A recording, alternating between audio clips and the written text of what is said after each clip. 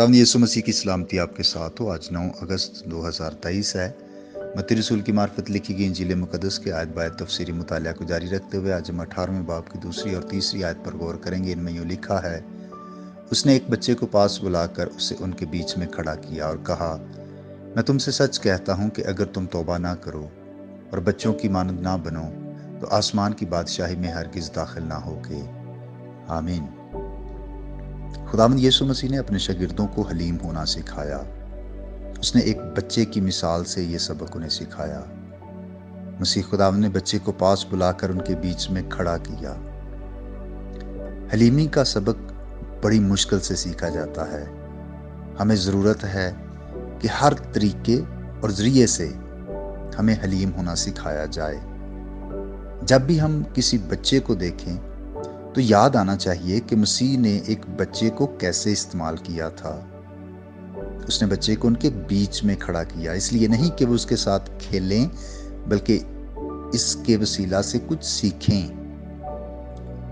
बालग अफराद को या बड़े रुतबे वाले आदमियों को छोटे बच्चों की सोहबत को हकीर नहीं जानना चाहिए। वो या तो उनसे बातें करें और उन्हें कुछ सिखाएं, या उनको देखें और उनसे कुछ सीखें। अब मसीह खुदा ने कहा कि मैं तुमसे सच कहता हूं कि अगर तुम तौबा ना करो और बच्चों की मानद ना बनो तो आसमान की बादशाही में हरगिज दाखिल ना होगे। मसीह खुदा चाहता है कि हमारी सोच और जहनियत तब्दील होनी चाहिए।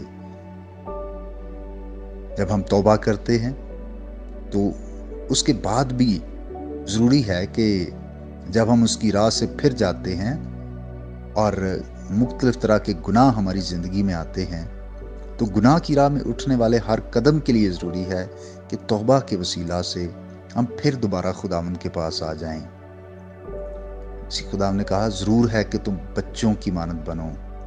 तब्दील करने वाला फजल हमें बच्चों की मानद बना देता है। बच्चों की तरह हमें किसी बात की फिक्र नहीं होनी चाहिए, बल्कि अपनी हर फिक्र आसमानी बाप पर छोड़ दें। हमें बच्चों की मानद हलीम होना चाहिए। बुलंद मर्तबे वाले आदमी का बच्चा भिखारी के बच्चे के साथ खेलेगा। बचपन की उम्र सीखने की उम्र होती है। मसीह खुदावंद इस बात पर खास जोर देते हैं कि अगर बच्चों की मानद ना बनोगे तो आसमान की बादशाही में दाखिल ना होगे। जब शागिर्दों ने वो सवाल किया था तो उन्हें आसमान की बादशाही में दाखिल होने का बहुत यकीन था। मसीह खुदावंद ने बताते हैं कि जब तक तुम्हारा मिजाज बेहतर ना होगा तुम हरगिज वहां नहीं आ सकते। यहाँ हमारा खुदावंद गुरूर और बुलंद नजरी के बड़े खतरे से आगाह करना चाहता है, क्योंकि गुरूर के गुनाह ने तो फरिश्तों को भी आसमान से बाहर निकाल दिया।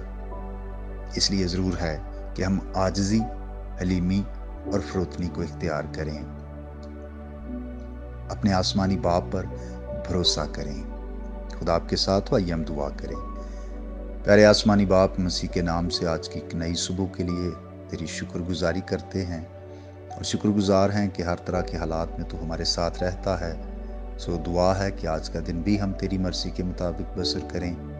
काम में, कारोबार में, ड्यूटी में अपने लोगों की मदद फरमा और तेरा ही आसमान खुला रहे। हर दुख, तकलीफ, बीमारी, कमज़ोरी, शैतान के सारे मंसूबों से खुदा अपने लोगों को महफूज रखना, यीशु मसीह के नाम से आमीन। मेरा नाम पास्टर बिशारत है और ये पैगाम आपको इवेंजेलिकल चर्च अटक की तरफ से भेजा गया। अब तक हमारा चैनल सब्सक्राइब नहीं किया तो अभी सब्सक्राइब करें और बेल आइकॉन को क्लिक करके हमारी लेटेस्ट वीडियोस के बारे में अपडेट जानें।